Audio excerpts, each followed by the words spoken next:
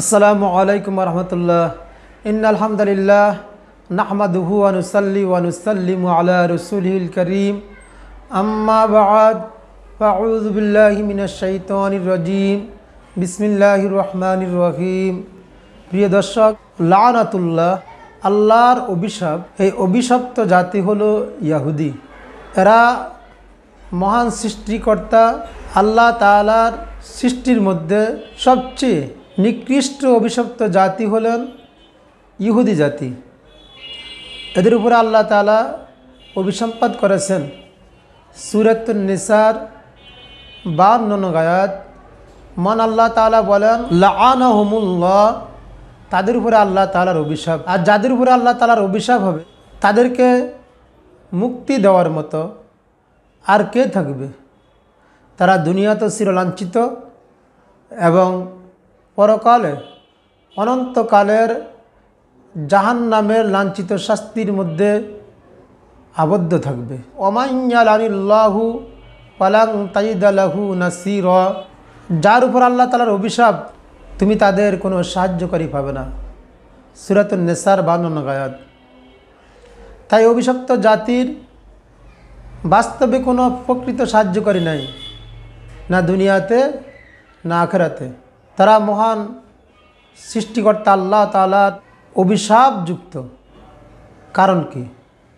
কারণ হলো যে এরা এমন একটা জাতি, অকৃতজ্ঞ জাতি। তারা মহান আল্লাহ তাআলার যে নেয়ামত, সে নেয়ামতের শুকরিয়া তো আদায় করেনি, বরং তার অকৃতজ্ঞতা করছে। তাদের মধ্যে অন্যতম একটা নেয়ামত হলো আল্লাহ তাআলা তাদেরকে কিতাবের অধিকারী করেছেন। তাই তাদেরকে বলা হতো আহলে কিতাব। তাদেরকে আল্লাহ তাআলা কিতাব দিয়েছেন, কিন্তু তারা সেই কিতাব অনুযায়ী নিজেদের জীবন যাপন করে নেই এবং সত্যকে সত্য বলে নেই, সত্য প্রকাশ করে নেই, বরং সে তারা বিকৃত করে সত্যকে মিথ্যা এবং মিথ্যাকে সত্য বানিয়ে প্রকাশ করত। এবং তাদের স্বার্থ হাসিলের জন্য তারা নিজেদের বাতিল ভ্রান্ত চিন্তা ভাবনাকে প্রতিষ্ঠিত করার জন্য হককে একবারে সিরিতরা নিঃশেষ করে দেওয়ার পরিকল্পনা করত। সেই পরিকল্পনা অনুযায়ী তারা মুশরিকদের সাথে, যারা আল্লাহ তাআলার সাথে শিরিক করত, তাদের সাথে একাত্মতা ঘোষণা করে তারা আল্লাহ তাআলার মনোনীত ধর্ম ইসলাম, এই ইসলামকে এবং মুসলমানদেরকে চিরতরে মিটিয়ে দেওয়া ষড়যন্ত্র অনুযায়ী ওহদ যুদ্ধের পরে ইহুদিদের হাই ইবনে আখতাব এবং কাব ইবনে আশরাফ, এই দুজন সহ 70 জন ইহুদিদের একটা দল, তারা মক্কা এসে কাফেরদের সাথে তাদের সাহায্য কামনা করে এবং তাদের সাথে চুক্তি করার জন্য অঙ্গীকারবদ্ধ হয়। এর উপর যে তারা রাসূলুল্লাহ সাল্লাল্লাহু আলাইহি সাল্লামের বিরুদ্ধে যৌথ অভিযান করবে এবং তাদের সাথে রাসূলুল্লাহ সাল্লাল্লাহু আলাইহি সাল্লামের একটা শান্তি চুক্তি ছিল ইহুদিদের সাথে, সেটাকে ভঙ্গ করবে। তখন আবু সুফিয়ান এবং তার কুরাইশ কাফেররা বলল যে তোমরা তো আহলে কিতাব এবং মুহাম্মদ সাল্লাল্লাহু আলাইহি সাল্লাম এর উপরে আসমানি কিতাব নাজিল হয়, এই দিক থেকে তোমরা পরস্পর কাছাকাছি, তাহলে আমরা তোমাদেরকে কীভাবে বিশ্বাস করব? আমরা কিভাবে নিশ্চিত হব তোমাদের ব্যাপারে? তাই তোমাদের উপর আমরা নিশ্চিত হতে পারি না। এই জন্য প্রথমে তোমাদেরকে যে কাজ করতে হবে সেটা হলো তোমরা আমাদের মূর্তিগুলিকে সেজদা করতে হবে। এই আহলে কিতাব, কিতাবদারি, তারা জানে যে এরা মুশরিক, এরা মূর্তি পূজারক, এরা বাতিল ভ্রান্ত। তারা এই মূর্তির সেজদা করলো। সত্যকে মিটিয়ে দেওয়ার জন্য আল্লাহ তাদেরকে যে ব্যাপারে সঠিক জ্ঞান দিছে, সেই জ্ঞানকে তারা বিলুপ্ত করে এ মিথ্যা মূর্তি পূজারকদের সাহায্যের জন্য, তাদের সাথে চুক্তিবদ্ধ হওয়ার জন্য, সত্যকে ধ্বংস করার পায়তারা করে, সত্যকে মিটিয়ে দেওয়ার জন্য মুশরিকদের সাথে একাত্মতা ঘোষণা করতে যায় মূর্তির সেজদা করলো। এটা তারা তাদের উপরে বহুত বড় জুলুম করলো, অন্যায় করলো। সেজদা করার পরে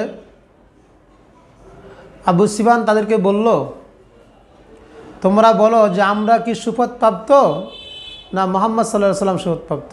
কাব ইবনে আশরাফ বলল যে তোমরাই সুপথপ্রাপ্ত। নাউযুবিল্লাহি মিন যালিক। তাই আল্লাহ তাআলা তাদের উপরে অভিসম্পাত করেছেন এই জন্য যে তারা সত্যকে গোপন করেছে এবং মিথ্যাকে সত্যের উপর প্রাধান্য দিয়ে নিজেদের নফসের উপরে বড় জুলুম করেছে আল্লাহর নেয়ামতের অকৃতজ্ঞতা করেছে।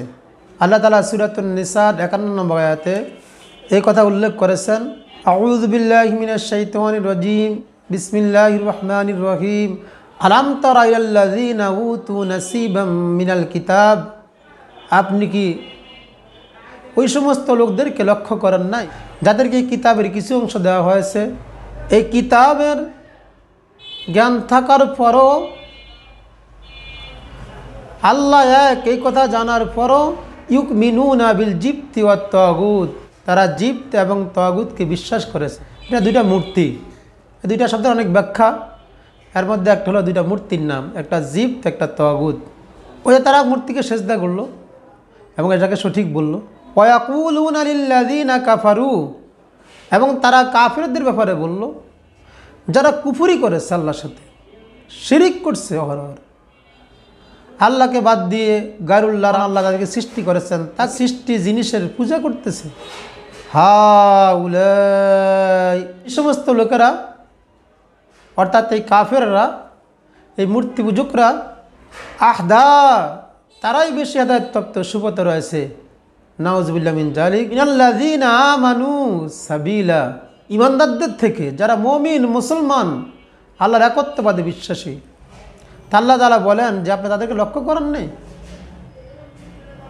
যে যাদেরকে কিতাব দেওয়া হয়েছে, যাদেরকে জ্ঞান দেওয়া হয়েছে, তারা জেনে শুনে সেই জ্ঞানকে অস্বীকার করে শয়তানের মূর্তি পূজকদেরকে বিশ্বাস করেছে এবং বলে তারা ঈমানদারদের চেয়ে বেশি সঠিক পথে রয়েছে। নাউযুবিল্লাহ মিন যালিক। এই জন্য আল্লাহ তাআলা তাদের প্রতি চির অভিসম্পাদ করেছেন। তা আল্লাহ তাআলা সূরাতুন নিসার 52 নম্বর আয়াতে উল্লেখ করেন, লানাহুমুল্লাহ, আল্লাহর প্রতি তাদের লানত, আল্লাহর প্রতি তাদের অভিশাপ, লানত চিরদিনের জন্য। তাই বর্তমান যারা ইহুদি আছে এবং কিয়ামত পর্যন্ত এই ইহুদি জাতি, এরা কিয়ামতের আগ পর্যন্ত এই অভিশপ্ত জাতি হিসাবে থাকবে, চিরলাঞ্ছিত থাকবে এবং পরকালের জন্য চিরলাঞ্ছনার শাস্তি রয়েছে। আল্লাহ তাআলা বলেন, আমা ইয়ালআনিল্লাহু, আল্লাহ যাকে অভিসম্পাদ করেছেন, ফালাং তাজিদা লাহু নাসীরা, তুমি কখনো তার কোনো সাহায্যকারী পাবে না। তাই এই জাতির প্রকৃতপক্ষে কোনো সাহায্যকারী নাই।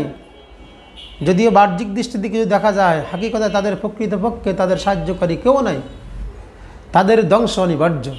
এটা মহান আল্লাহর পক্ষ থেকে ঘোষণা, এটা পৃথিবীর মধ্যে কেউ রদ করতে পারবে না। তাই আমরা এই অভিশপ্ত জাতির থেকে দূরে থাকি। যার প্রতি আল্লাহ লানত, তার প্রতি সমস্ত নবীদেরও লানত, সমস্ত ওলিদেরও লানত, পুরো সৃষ্টিগুলো লানত তাদের প্রতি। এই অভিশপ্ত জাতি, লানতপ্রাপ্ত জাতি, তারা পৃথিবীর মধ্যে বিশৃঙ্খলা এবং ইসলামকে ধ্বংস করার পর তারা তখনও করেছে, এখনও করতেছে, তারা করতে থাকবে। কিন্তু বাস্তবে ইসলামকে তারা কোনো দিন শেষ করে দিতে পারবে না।